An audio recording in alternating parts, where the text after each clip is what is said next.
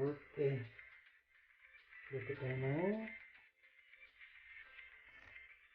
burger. Alright.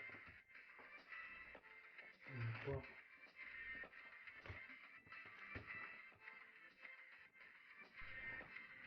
Okay, so prepare now burgers.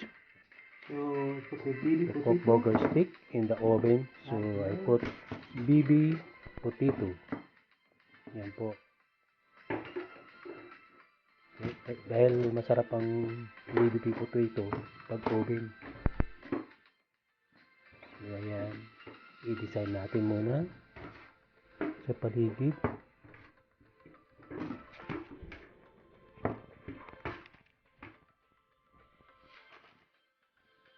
Ayos.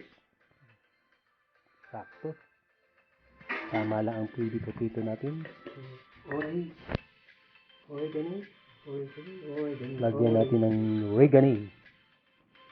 oregan. Yan po. Dry oregan. Olive oil. Lagyan ko sana ng tawag to, kalamansi. Mas maganda lagyan mo kalamansi mamaya. Ayan po. Lagyan ko ng olive oil. So, ang kalamansi, lalagay ko mamaya pag kuras ang kain na lang. Time to eat the kalamansi. More oregano. So, more oregan. We put our oregan. It became tasty and smelling good. So, put now in the oven. Lagyan natin sa oven. Okay. For 45 minutes. Luto natin ng 45 in minutes. 200. So, luto na. Luto na po. You see? Wow, very nice. Wow. I love it. Okay. Wow, Very nice. that's my favorite.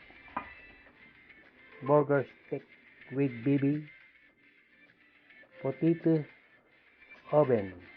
Yan po, ready Yan natin. pong lemon. Kasi ikikris lang yung lemon dyan. Baby potato and burger. Yan po. Wow. Okay, subukan natin kainin. How delicious. Yummy. Yummy. So far. Okay. See you again and thank you for watching my vlog. Okay. Bye-bye. Salamat sa lahat.